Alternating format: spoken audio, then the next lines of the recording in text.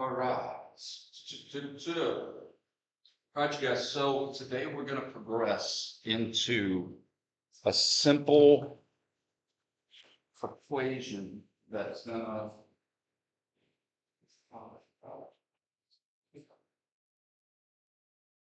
muscles influence motion through contraction. If you pull up your PDF for unit 3, and as I try to desperately find what I did with my ID, I did not mean for that to rhyme.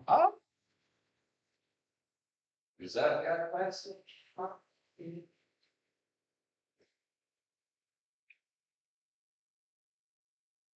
That was my attempt at a lens or sets.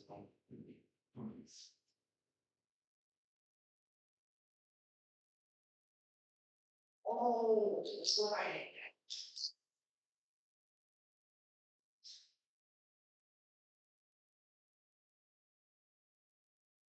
All right, so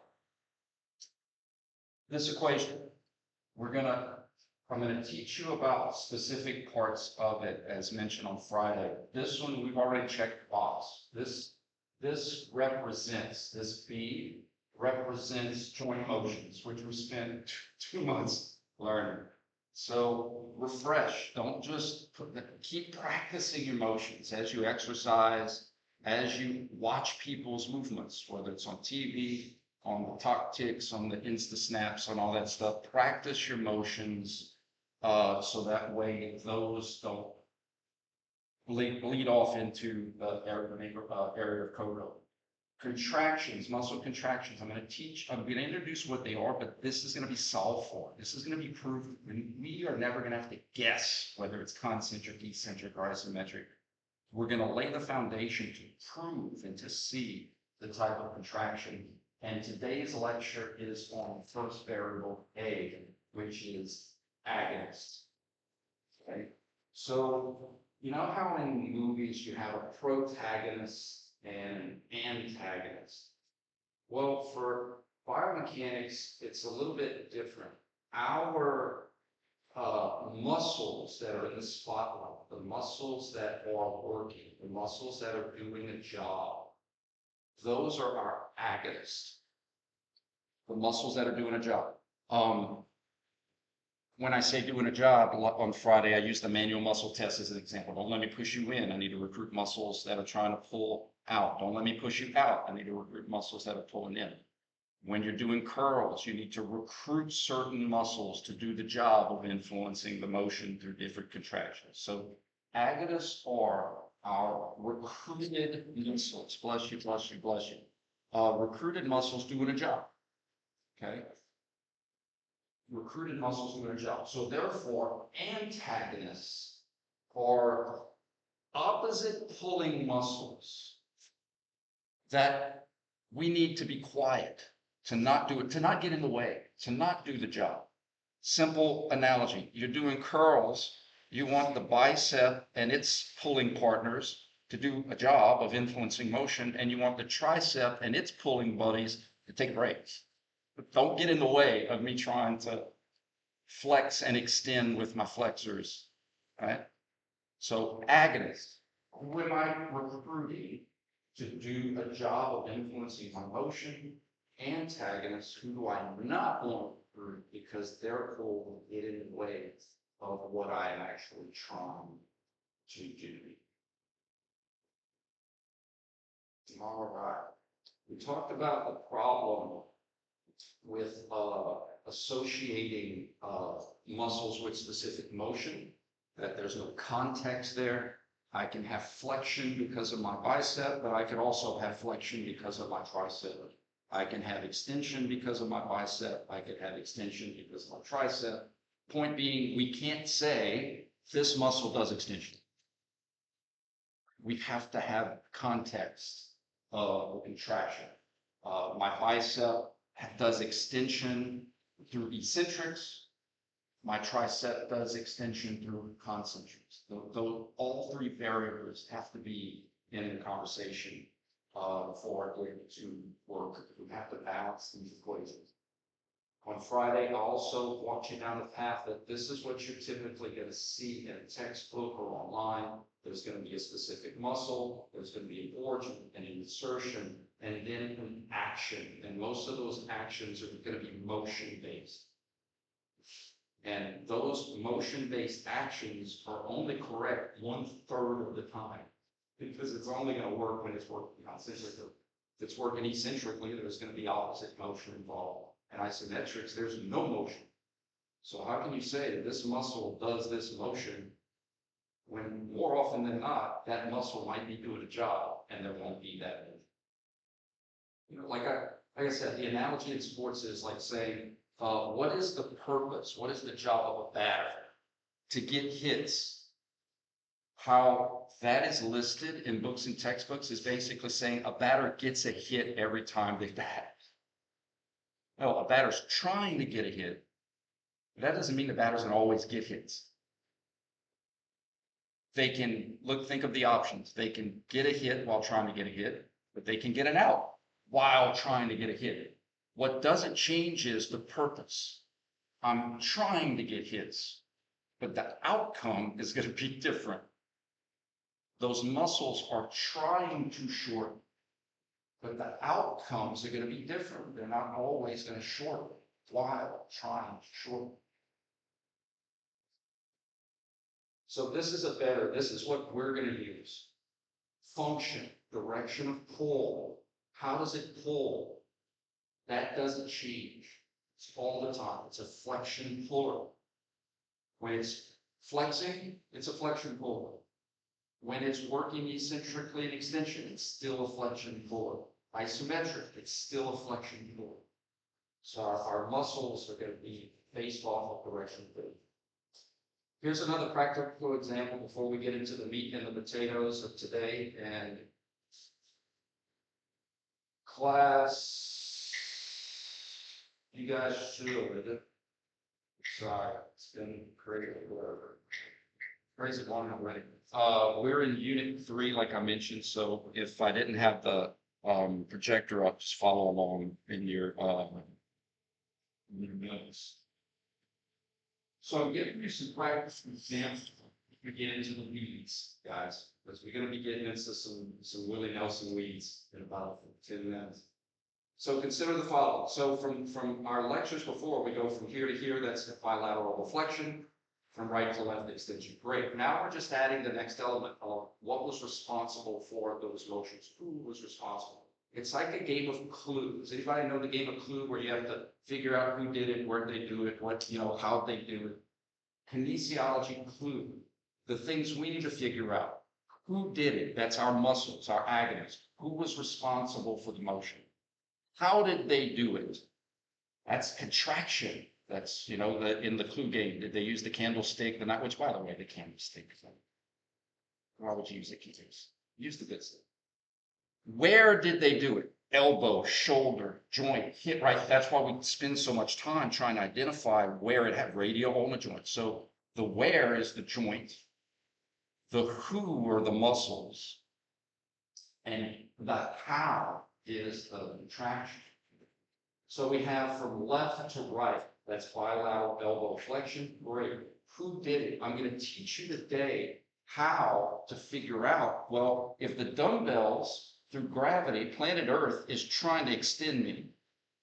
If I turned off all the muscles, extension is going to happen, right? Gravity is trying to extend me. There's no reason for me to pull with extension pulling muscles if gravity's already trying to extend me. Does that make sense? Like you would hurt your elbow, especially if you have dumbbells. So I'm going to teach you how to figure out who the muscles are.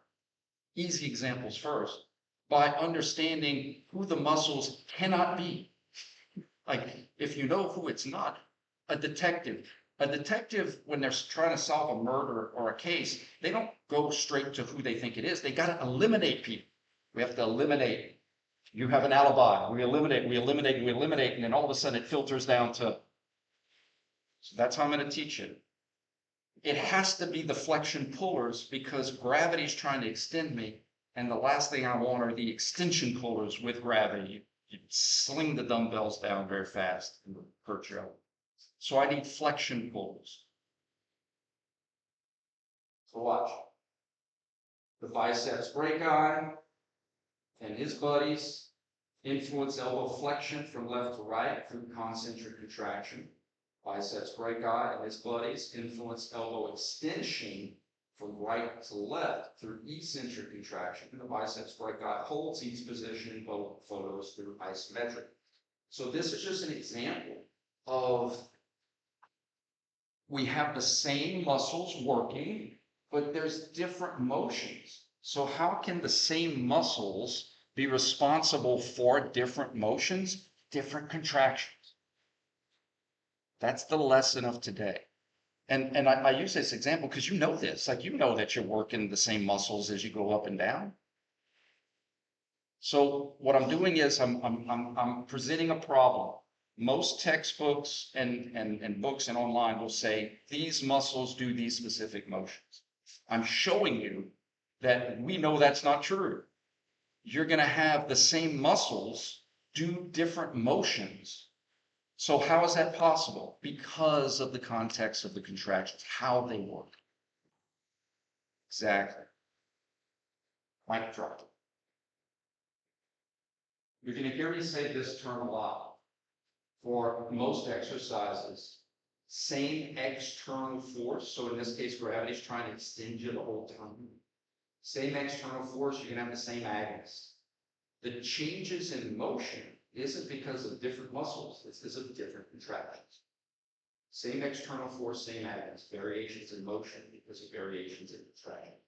Here's another practical example. Same motions. Look at that. Flexion and extension. Flexion and extension.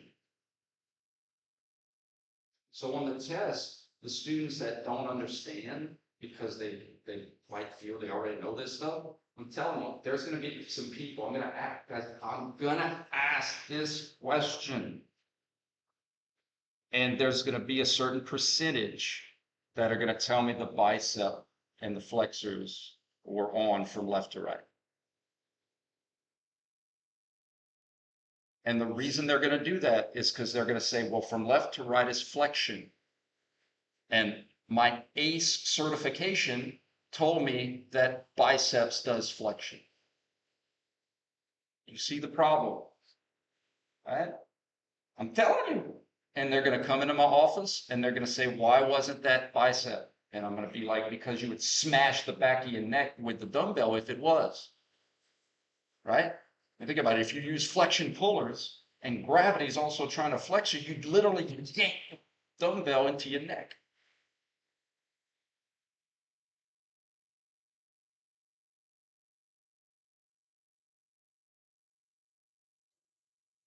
So as I stated on Friday, why do so many resources put specific muscles with specific motions? Because it's easy. It's the easy way. And we should have the context of contraction because it's the truth. And because, not because it's easy, because it's all. However, once you get the hang of it, I promise, once you get the hang of this process, because the process doesn't change, just the same process that I'm going to teach you, you could apply it infinitely many ways. Infinitely many ways. So, y'all have heard this before when you're kids, flex your muscles. We talked about it before in class, right? Flex your muscles. So again, we have all these different verbiages in our heads ever since we were kids. But our muscles do not flex. Our muscles contract and joints can flex, right? And again, I know that sounds semantical, but we have to be beyond the fast and the loose. All right. So let's go over how muscles work. How do they contract? This is not a physiology class. Thank goodness, that's some Harry Potter magic. But what we do know, keeping it simple in terms of mechanics, we know that the muscle has nerves and those nerves go into the muscle and they stimulate little cilia, actin and myosin, and that kind of fancy, again, Harry Potter stuff. But common sense tells us the more electricity we give it, the more it's going to pull. Common sense, right? It's like the more electricity we give the light, the brighter it's going to shine. The more we zap it, you might know this from practice where you put like stimulation on your muscles, and the more you ramp it up, the more it contracts, right? Russian stimulate. So it's the same within our body. The more we innervate it, the more it's going to pull. Okay. In addition, muscles pull. So remember on Friday, I said muscles only pull. So it's logical to say, well, how do they pull? They have two ways. They have the contractile stuff. You innervate it, you zap it, it pulls more. You lessen the zap, it pulls less. And then you have the stretchy rubber band-like materials in the muscle. The epimysium, the paramysium, all that stuff we had to learn in biology. That's all elastic. That's all rubber band, like the tendons. That's all. What it's called is based off of location, but it's all made of the same stuff. For my physiology students, I remember this at Southern Mississippi. Plasma, blood plasma, is the same substance as interstitial fluid, but they call it different names because they're in different locations. So the stuff is the same, but where it's at gets a different name. So the materials of the tendon actually just keep going through the muscle and then out the other side. And you get all of that shrink wrap, stretchy stuff, that the bundles, and it's all the same stuff. It's just where it's located, we give it different names. Okay. So you have stretchy things inside the muscle. Stretchy things like rubber bands are what we call inert. Like in other words, I could zap it with electricity, it's not going to do anything. Make sense? It only responds to length. In other words, if I stretch it, it wants to pull more. You stretch a muscle, it wants to pull more. Okay? So we have the contractile components, we have the stretchy elastic components, the elastic components that are in series, like the tendons. Think about this in elementary school. If you were going to line up to go to lunch, you would line up in series, one after the other. If you were going to line up in parallel, you'd line up side by side to play some Red Rover. I don't know if you guys ever played that. Back in my day, we played dodgeball. So lining up in series, lining up in parallel. The parallel elastic are just the rubber bands that are in side by side with the actin myosin in the series or after or before. So I have, oh my gosh, look how young. He's a senior now, it's so crazy. So I have the tickle analogy for neuroinnervation, where if you just tickle a little bit, the response is going to be a little bit. You tickle a lot, the response is going to be a lot. All right, this is the deep thought of the day. Resting tone compared to working tone. Let's see how I'm going to get this report. What you thinking going? Put your thinking on, caps.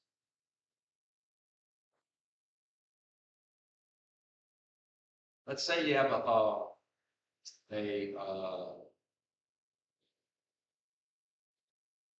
say you're an electrician, okay, and you've been working all day, 9 to 5. You come home, you're exhausted, dirty, good day's work, support your family, take a shower, and you want to watch some Monday Night Football. Right? Sitting, you're watching the game. Is your body, this is semantics, this is philosophical stuff. While you're relaxing, resting, is your body working? Of course it is, right? To stay alive, your body has to, even though you're not mechanically moving, there's motion happening inside your body. In physiology, you guys learned that it's like resting metabolic rate. The baseline, right? Now, resting metabolic rate, you can sustain that all day. You don't get tired when your body is working at baseline. That's something you could sustain all day. When we measure exercise or work, we do it above a baseline. Like what is your work above your baseline? So when the electrician goes to work, all of that motion, all of that clippings, all of that movement is above watching Monday Night Football. But it wasn't like Monday Night Football was zero. There was metabolism happening. There was stuff going on, but we make that a zero. Apply that to this analogy. Your blood pressure, your normal blood pressure is 120/80.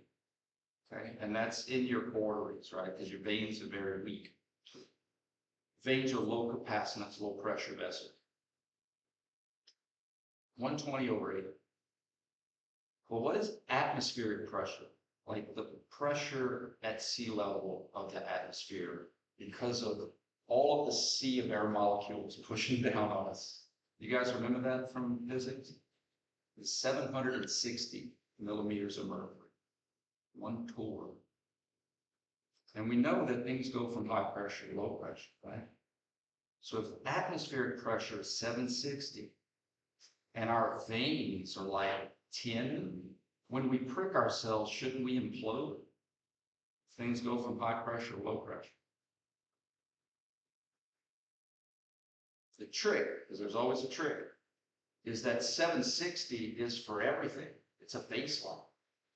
So our blood pressure is 120/80 on top of 760. It's 760 everywhere. It's the extra, it's the remainder. That's how we have to view contraction, work, and agonists. When we talk about a muscle working or pulling, it's above resting tone. It's above rest. Muscles are always pulling. Muscles are always working, but they're not always working like the electrician is working at his job. The plumber is working at her job. We're talking about when muscles contract. Contraction itself is not just muscles pulling. Because muscles pull all the time. When we say a muscle is an agonist, it's doing a job. It's doing a job above resting tone. Because you cannot sustain work above rest all day. That makes sense? You're going to get tired. It's something that's going to fatigue you. And this is the reason this is important. Concentric, eccentric, there's going to be motion involved. And if you think about it, when I flex my elbow, certain things are going to get shorter and certain things are going to get longer. And when I extend my elbow, certain things are going to get shorter and other things are going to get longer. Anytime you have joint motion, there's going to be changes in lengths of muscles. But if I was at a clinic and somebody was doing range of motion on me and they were trying to get me to relax, hey, just relax while I move here. So I have flexion and extension, but I am not influencing that flexion and extension. Someone else is. So my muscles aren't contracting. They're not working. They're not doing a job of rest. They're not getting the phone call to come put out the fire. They're not getting the phone call to come save the kid from the tree. They're not getting the phone call to come fix the leak. That's work above rest. Does everybody understand what I'm preaching? So when we're looking at muscles as an agonist, who's doing a job? The context is who's pulling above resting tone. And how do muscles pull above resting tone? We innervate them above resting tone. We send electricity to wake them up and zap them like a cattle prod and say, pull more, then at rest. But a muscle never just doesn't pull. They always pull. Even when you die, they pull. So to clarify, we're talking about when a muscle is working, it's above rest. When a muscle's contracting, it's above rest. It's doing a job.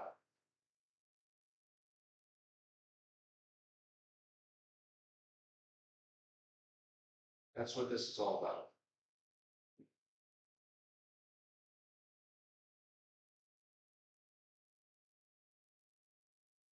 All right, we talked about the three. We talked about this on Friday. All right, so now let's talk about agonists. When we talk about agonists in biomechanics, it's going to be agonistic muscles, like specific muscles. Meaning, let's do the electrician. You have an electrician business, and they may have a staff of 5 different electricians. Okay? And so individual electricians have their names. Doug, Sally, Bobby, Timmy, Joey. But the team might be Delcom Electric for the team name, right? We are going to get into individual muscles in biomechanics. But for this class, for me to be able to teach you how to jog before we sprint, it's all going to be team names. And like I mentioned on Friday, team name is the direction of pull. Flexors and extensors, internal rotators, external rotators.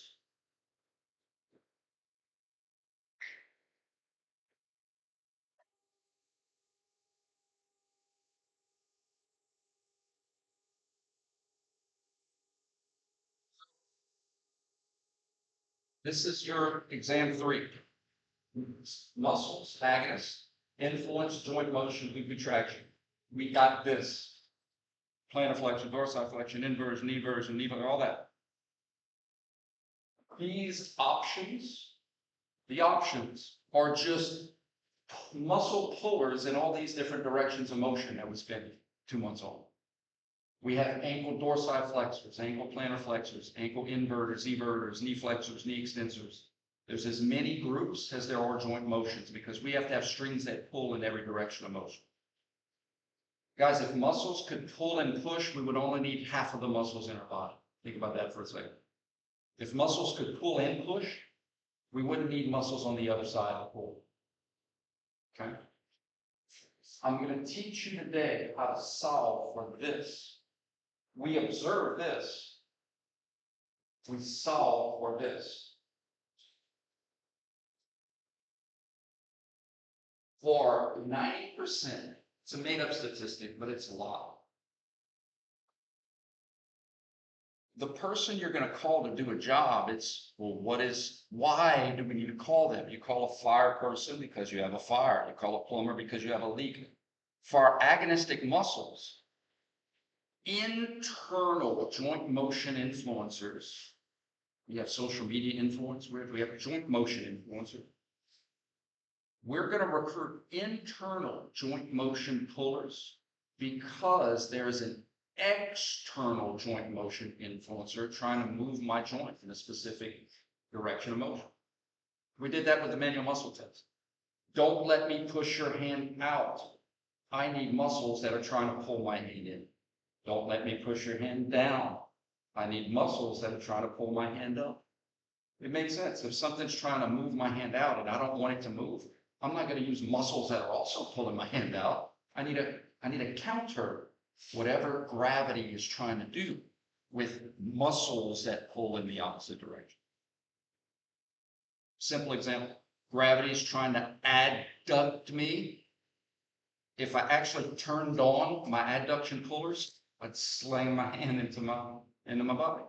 If gravity is trying to adduct me and I don't want my arm to move, it makes sense. I'd have to pull with abduction pullers or abductors.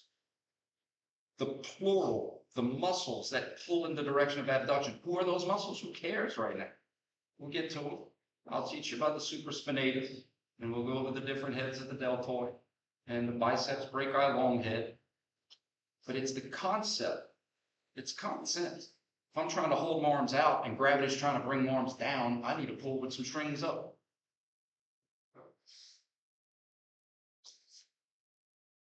So the first question we're going to ask ourselves when trying to determine agonist, who is doing the job above rest? Who is working? Who are we going to call? Ghostbusters. We have to ask ourselves a simple question. What is the exercise? What is gravity? What is the weight? What is it trying to do to us? Because once we could see what it's trying to do to us, then we could say, I need muscles that are trying to do the other thing, the opposite thing. There's exceptions. Like if I'm trying to run as fast as I can, I might want to use muscles in the same direction as gravity. But think about how rare that is. Like even if you're on the track team, how often do you spend your awakened time sprinting? It's a fraction of time. So what is gravity trying to do to the elbows here? What motion is gravity trying to cause? You got it? If we had a remote control and we were able to turn off all the muscles in his elbow, what would happen to his elbows? What motion would happen if I turned off all the muscles? Absolutely. Gravity's trying to flex his elbows. We're good? Is gravity trying to flex his elbows when he's holding the position on the left? Yeah. Is gravity trying to flex his elbows when he's holding the position on the right? Yeah. Is gravity trying to flex his elbows while he's flexing his elbows? Yeah. Is gravity trying to flex his elbows while he's extending his elbow? Yeah. See what I'm getting at? Gravity is constantly trying to flex his elbows. So if gravity, remember how I said as detectives, we want to eliminate before we isolate? If I can see who it can't be, it's easier for me to see who it must be. If gravity's trying to flex the elbows, the last thing I want to recruit above rest to turn on to wake up from their nap are my flexion pullers. The last thing I want to recruit are the bicep and his buddies, brachialis, brachioradialis, pronator teres. All those individual muscles' names get in the way of purpose. I have flexion pullers and I have extension pullers. We keep it simple. I don't need my flexion pullers unless I want to slam the dumbbell on the back of my neck.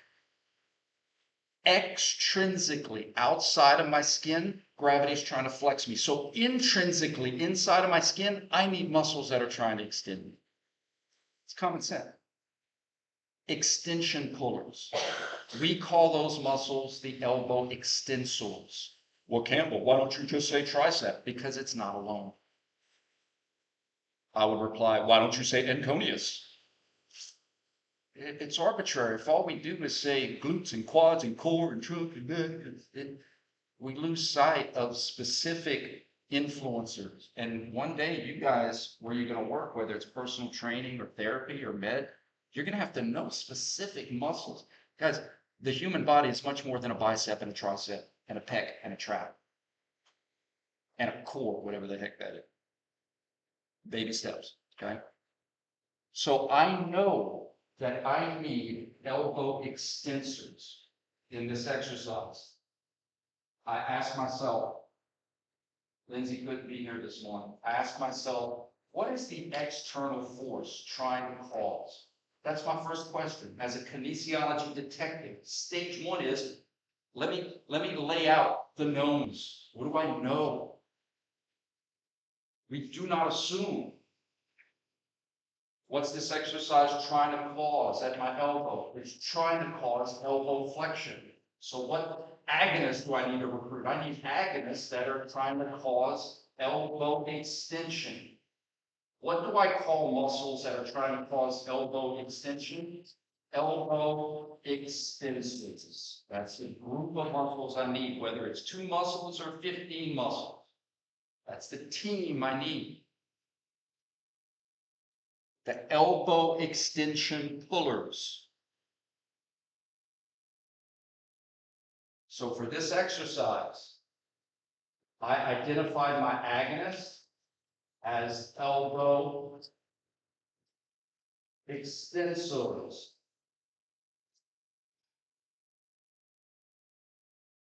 How we solve contraction. This is one variable. I figured out A, awesome. Campbell taught me how to see B. If I go from left to right, or if I go from right to left, I should be able to identify that motion by now. Let's do the easy one. Let's go right to left. What motion happened from right to left? Elbow extension. Is that true? From right to left? This is where contraction is proven. Muscles can only pull. If I know I need extension pullers, because I ask myself, why do I need them? And I observe extension. The only way muscles that pull in a direction of elbow extension can create the motion of elbow extension is when they work through concentrics, shortening while trying to shorten, doing the motion that they're trying to do, winning. Does that make sense?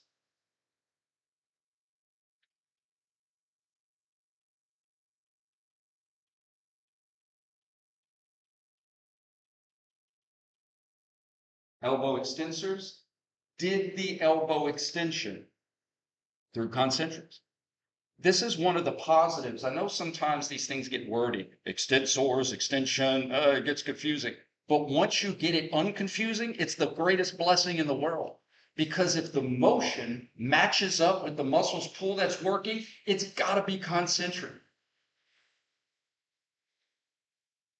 That's like saying concentrics is when you get a hit and you're trying to get a hit. It's kind of similar. Doing what you're trying to do when the motion is in the direction of the muscle's pull.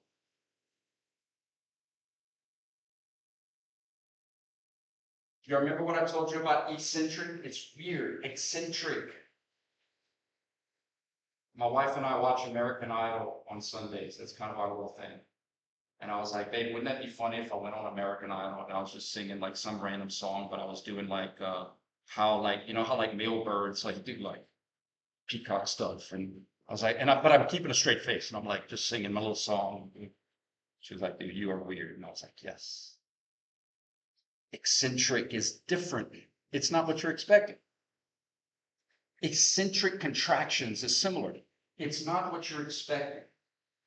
We know that I'm still working elbow extensors in this exercise. Why? Because gravity's still trying to flex me. But instead of elbow extension from right to left, I see elbow flexion from left to right. Yes? So if I observe elbow flexion, my extension pullers are going to allow flexion through a weird type of dynamic, something I'm not expecting.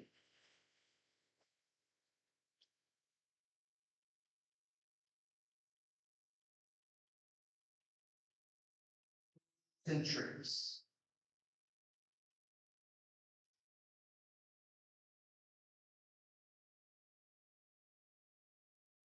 How do I know that my elbow extensors are working? Because I figured out why they need to work. At no time do I need flexion pullers. I'll slam the thing in the back of my neck. I need extensors the entire time. The different motions aren't because of different muscles, ladies and gentlemen. The different motions are because of different contractions of the same muscles. That is my gift to you. Is my students understanding that I don't do bicep from left to right and tricep from right to left. But guess what's going to happen on the test? Somebody's going to tell me that they're working bicep from left to right and tricep from right to left. And this is what's insane. If that same student were to go in the weight room and do this, there's no way their body would turn on those muscles. Your body knows this stuff. But that's how brainwashed we are in that old lexicon, the bro science, as I call it, from our youth, flexion muscle. Okay? I did this analogy on Friday. Remember the elevator? Why is it called an elevator? Not because it makes you go up, it's because it always pulls up. So the concentric would be the elevation pull makes you elevate concentrics. The elevation pull lets you depress or go down with eccentric. Something pulling up is responsible for you going down, and that's weird.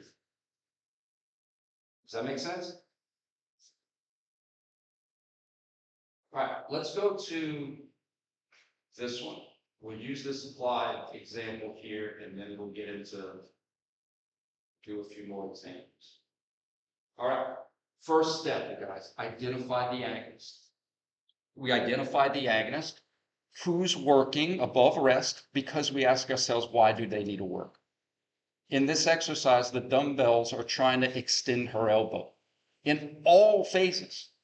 When she's here, when she's up there, when she's flexing, when she's extending, gravity is constantly trying to extend her elbow. So she needs muscles that are constantly trying to flex her elbow. We have a name for that, the elbow flexors, the flexion pullers that are more than just the bicep. The bicep alone isn't just the muscle working in this exercise. The flexors. So I write down my agonist, elbow flexors. Next thing I do is apply what we've been doing for 2 months. From left to right, I see flexion. Elbow flexors do elbow flexion through concentrics. Flexion pullers are going to cause flexion through concentrics. Elbow flexors are going to do elbow flexion with a specific type of muscle work called concentric work. If she's just holding this position and there's no motion, let's say on the test, I just give you the picture on the right or the picture on the left. Elbow flexors prevent elbow extension. That's how I'd like for you to think about it. Because if they turn off, just like the elevator is still pulling up while it lets you off, it still better do its job, or you're going to fall down. The elevator is preventing you from falling through isometric. And then the weird one. When she extends the elbow, our primal lizard brain wants to say, oh, extension must be tricep.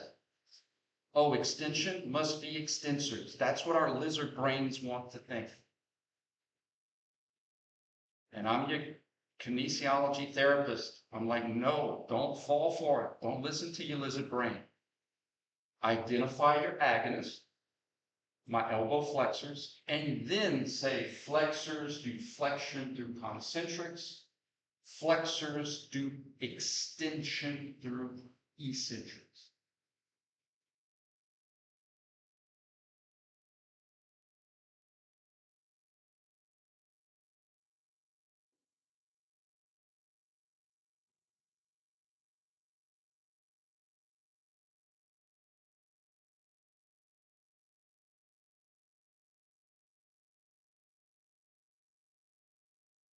An example of why we shouldn't assume.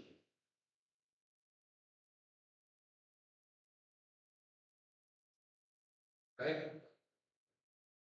First thing we're going to do is identify the pop-up bed. So identifies the pop-up bed.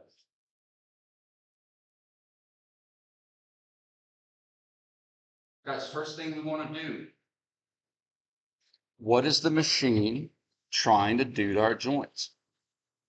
In this exercise, padding can only push. The pads push. The machine is trying to cause what at the knees? If the padding is pushing on his shin, if he relaxes all of his muscles, what motion would it cause? The machine. Flexion. The machine is trying to flex his knees. Does that make sense? His muscles are trying to extend. I think that's where your brain was going, which is 100% correct. The machine is trying to flex him, so therefore he needs muscles that are trying to extend. Does that make sense? Now, most of us have grown up saying quads. But quad doesn't have pull in the name. When we can translate into a common language, we can make sense of everything. And that's what I'm trying to do. I'm trying to translate all of these factors into the same language. The machine is a flexion influencer. It's trying to flex me. I need muscles who are extension influencers, who are trying to extend me. Because I'm keeping it in the same language, I could say my extensors at my knees are going to prevent flexion isometrically while we take that picture. They're working. They're doing a job. He can't hold that position all day. He's going to get tired. What if you observe extension from that picture? Well, we've already established the agonists. The extensors would do extension through a specific type of work, concentrics. Do you see why putting it all in the same language is actually easier? Extension pulling muscles are going to do extension through concentrics. But if he starts to go down, if he starts to have flexion, it's not because of his hamstrings. If he turned on his hamstrings, he would pull his feet away from the padding. Does that make sense? If he uses flexion pullers, he'd literally pull his shin away from the padding. So if we observe flexion, no problem. Extensors do flexion through eccentrics. Being lengthened while still trying to shorten.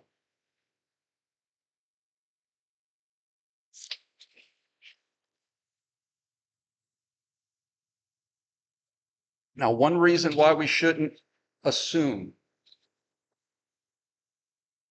there can be a similar exercise where you're seated, but the padding, instead of trying to flex you, watch this. The padding, instead of trying to flex you, what if the padding's trying to extend you? That's why we don't assume it. Dang near everything about this exercise is the same, except instead of the padding trying to flex you, now the padding's trying to extend you. Does that make sense? So if the padding is trying to extend your knees, I don't need extension pullers. I would literally pull my shin away from the pad. I need knee flexion pullers. Campbell, why don't you say hamstring? Because they're not alone. There's other muscles there. Why don't you say popliteus? Why don't you say gastrocnemius, medial lateral hips? Why don't you say sartorius? Why don't you say gracilis? Why don't you say those? In fact, why do you say hamstring? What are the hamstrings? Why don't you say semimembranosus, semitendon, biceps femoris, short and long hip? Why don't you say any of that stuff?